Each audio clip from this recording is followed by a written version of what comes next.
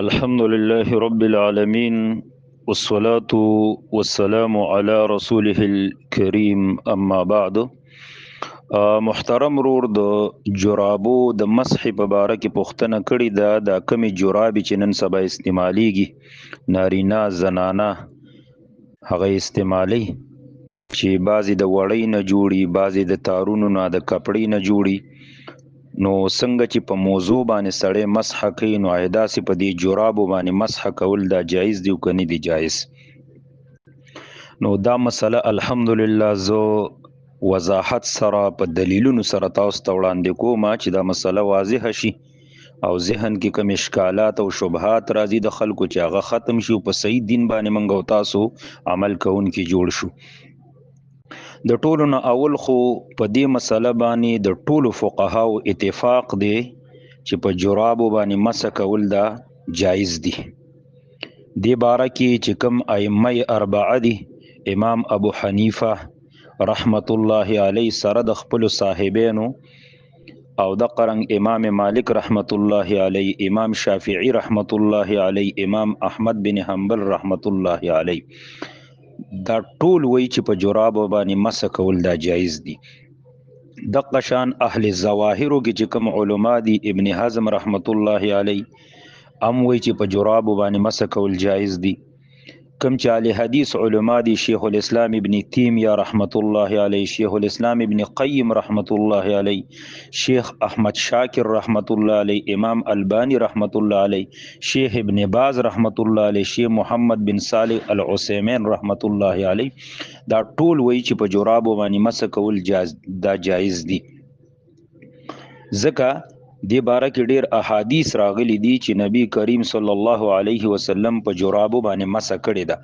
د قرنګ په صحابه کرامو کې د 14 صحابه کرامو نه په جرابو باندې مسح کول دا ثابت دي او تابعین خو په دې کې بشمار راغلي چې هغوی مسح علی الجوربین دا کړې ده. کو دا کمی خبرې چې ما ذکر کړلې کوم اتفاق چې د فقهاو می ذکر کو یو سړی دا قتل غواړي نو زه به صرف د کتابونو حواله ورکوم.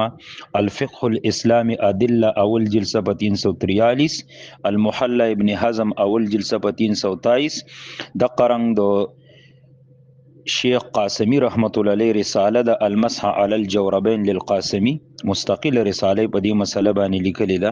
د قرنګ التحقیقات فی رد الهفوات صفحه 723 742 توضیح الاحکام شرح بلوغ المرام اول جلسه په 252 مجموعه الفتاوی شیخ الاسلام ابن تیمیه رحمت الله علیه اول جلد 21 جلد صفحه 215 او د قرنګ په دې مسله کې شیخ البانی رحمت الله علیه هم مستقله رساله لیکلې ده هغه کتل پکار دي. د قرنګ د احناف چې کوم کتابونه دي رد المحتار اول جلسه په 269 بحر الرائق اول جلسه په 182 او امام نووي رحمت الله علیه کتاب دی المجعو شرح مهذب اول جلسه په 539 او د قرنګ ابن قدامه رحمت الله علیه د فقه حنبلی مشهور کتاب دی المغنی ابن قدامه اول جلسه په 295 او زمونږ د شیخ ابو محمد امین الله البشاوری فتاوا الدین الخالص دویم جلسه په 236 نه تر د 350 پورې دغه کتابونو کې دا وضاحت تفصیلا چې کوم دی هغه موجود دی.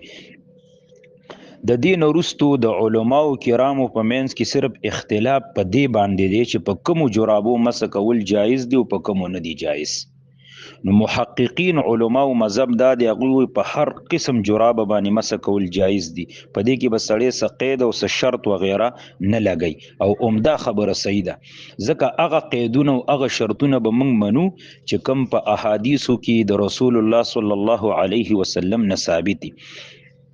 خدا الله نبی مطلق په جرابو باندې مسح کړي څنګه چې مطلق په موضوع باندې مسح کړي دا نو هغه پکې څه شرطونه نه دي لګولي لکه بعضی احناف علما امام ابو حنیفه رحمت الله علیه امام ابو یوسف رحمت الله علیه امام محمد رحمت الله علیه هغوی وی چې په جرابو باندې مسح جایز ده خو چې دا شرطونه پکې اول دا چې د وړۍ او کپړې نه جوړي نه وی که د سرمنی نو بیا ور باندې مسه کول دا جایز دی. د قرنګ دویم دا شرط لګی چې هغه سخینه ني، یعنی دومره ډبلی چې خپه ورکې نه ښکاري. بل شرط لګی د موضوع نه بغیر پکې 3 میله مزل هم کېدی شي چې تی واچو ته 3 میله مزل پکې وکړو دا ونشلیږي. بل شرط لګی چې اوبه به دا نه جذب کوي، یعنی هغه اوبه کوم چې د مسه کولو سره په جرابو باندې لګي نو هغه به لاندې نه راکاږي. نو چې داسې جرابي دا شرطونه پکې موجود نو بیا هغې باندې مسه کیږي چې اوبه نه راکاږي، 3 میله مزل پکې کیږي او ډبلې خپه پکې نه ښکاري. او بل شرط دام لګولی دی چې په خپه باندې بغیر د سسیز د تړلو نه په خپله ټینګېدی شي، کلکیږي خپې پسې. لکه دې دپاره تاسو وګورئ رد المحتار اول جلسه په 269، خلاصة الفتاوی اول جلسه په 28، الفقه الاسلامی ادله اول جلسه په 343، بحر الرائق اول جلسه په 182، دغه رنګ د شیخ گوهر رحمان رحمت الله علی تفهیم المسائل سلورم جلسه په 323. لیکن دا خبره یاد ساتل پکار دی چې دی علماو کرامو چې په جرابو کې د مسه کولو دپاره کوم شرطونه لګولي دي نو د قرآن او د حدیث نه په دې شرطونو باندې هیڅ دلیل نشته. که یو سړی دی پیش کی علی الرأس والعین ورسره منګه منو. دین هغه دی چې کوم منګو تاسو ته قرآن او د الله نبی بیان کړي، صحابه کرامو رضوان الله علیهم اجمعین بیا منګو تاسو سره رسولي دي. اوس براشو احادیث ته چې په جرابو باندې مسه کول احادیثو کې ثابت دي. اولنی حدیث ته د مغیره ابن شعبه رضی الله تعالی عنه او چې ان رسول الله صلی الله علیه وسلم توضأ ومسح على الجوربین والنعلین، نبی علیہ الصلوۃ والسلام او دسو کو په جرابو او په سپلو باندې مسح وکړه.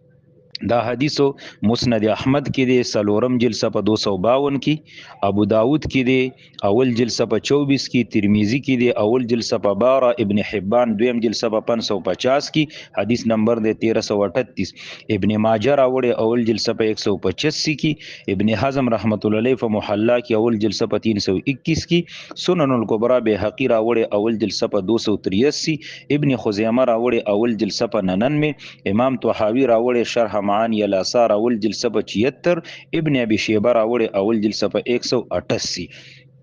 دا واضح دلیل دی چې رسول الله صلی الله علیه وسلم په جرابو باندې مسح کړي دی کې لفظ د جوربین ناغلی دی او دا حدیث د سند په لحاظ سره بالکل صحیح دی. شعیب ارناوت رحمت الله علیه په صحیح ابن حبان سلورم جلسه په 167 کې د باره کې لیکلي اسناده صحیح رجاله رجال الصحیح، د دې سند صحیح دی او رجال ټول صحیح دي.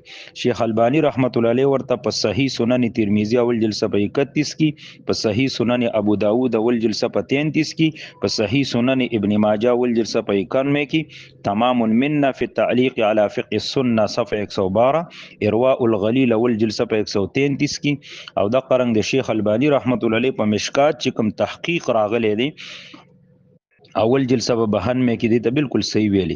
امام ترمذی رحمت الله علیه دا حدیث راوړی دی په سنن ترمذی اول جلسه په 29 کې او دی ته ویلي چې د دې سند صحیح دی. شیخ احمد شاکر رحمت الله علیه په مقدمه د المسأله الجوربین د قاسمی رساله په صفحه 7 کې ورته صحیح ویلي دی. علامه ابن جوزی رحمت الله علیه په التحقیق کتاب کې اول جلسه په 216 کې ورته صحیح ویلي دی. او دا قرنګ په احناف کې مشهور عالم مولا علی قاری رحمت الله علیه د مشکات شرح په مرقات دویم جلسه په 223 کې ورته صحیح ویلې دي. امام ابن حزم رحمت الله علیه په محلا اول جلسه په 322 کې ورته صحیح ویلې دي. دکتور محمد مصطفی اعظمی رحمت الله علیه په تحقیق د ابن خزیمه اول جلسه په 99 کې ورته صحیح ویلې دي. دا دومره حواله د لما در کړې دي د پاره چې دا حدیث کسو کوئی ضعیف دی، دا حدیث بالکل صحیح دی. دویم حدیث په دې باب کې هغه د ابو موسی اشعری رضی الله تعالی عنہ دی او چې ان رسول الله صلی الله علیه وسلم توضأ ومسح على الجوربین والنعلین، رسول الله صلی الله علیه وسلم او دسو کو او به مسح وکړه په جرابو او په سپلو باندې. دا ابن ماجه اول جلسه په 185 حدیث نمبر 560، ابو داود اول جلسه په 24، طحاوی اول جلسه په 76 وسنده صحیح، سند بالکل صحیح دی. شیخ البانی رحم الله په صحیح سنن ابن ماجه کې دی ته صحیح ویلي، صحیح سنن ابو داود کې ورته صحیح ویلي دی. د قرنګ دی باره کې بل حدیث ته هغه دی د ثوبانو رضی الله تعالی عنه چې دا حدیثو مسند احمد پنځم جلد صفحه 277، ابو داود کی حدیث نمبر 146 دی او وی چې بعث رسول الله صلی الله علیه وسلم سریه فاصابهم البرد فلما قدموا على رسول الله صلی الله علیه وسلم امرهم ان يمسحوا على العصائب والتساخين. و نبی علیہ الصلوۃ والسلام د جهاد د پاره یو جماعتو هغه اولیګلو د جهاد د پاره لېګلو هغوی تلته یخنی ورسیده نو کله چې هغوی بیرته واپسو راغلل نو د رسول الله صلی الله علیه وسلم ته د یخنی شکایت کو نو نبی علیہ السلام هغوی ته امر وکړ چې په پټکو باندې با او تاسو په موضوع جرابو باندې مس کړي وې کنه تساخین چې دی حدیث کې ذکر دی هر هغه سیس ته ویلې شي ویلې کیږي چې په هغه سره خپه ګرميږي لکه موزي یا جرابې وغیرہ. دغه رنګ مشهور د لغت عالم دی ابن رسلان رحمت الله علیه هغه وی چې اصل کې تساخین هر هغه سیس ته ویلې شي چې په هغه سره خپه ګرميږي کاغه موزه ده کاغه جرابه ده یا په دې پشان بل شیز دی. د قرنګ بل حدیث دی باب کې واوره هغه د انس ابن مالک رضی الله تعالی عنہ روایت دی وعن الازرق قال رأيت انس بن مالك احدث فغسل وجهه ويديه ومسح على جوربين من صوف فقلت اتمسح عليهما فقال انهما خفان ولكنهما من صوف اخرجه الدولابي في الكنى والاسماء. امام دولابي رحمت الله علیه په خپل کتاب کنا او اسماء اول جلد صفحه 181 کې په صحیح سند سره دا حدیث راوړی دی. ازرق رحمت الله علیه تابعی وی چې ما انس ابن مالک رضی الله تعالی عنہ ولید چې او داسې مات کو بیا مخ لاسونه وینځل او په جرابو باندې مس وکړه. ازرق رحمت الله علیه وی ما ورته عرض وکړ چې ته په جرابو مس کوي.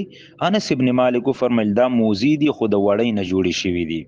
ګوره یو خو دا حدیث دلیل دی په دې خبره باندې چې د رسول الله صلی الله علیه وسلم په زمانه کې جرابې هم موضوع ته او هم مروجه جرابو ته ویل کېدي.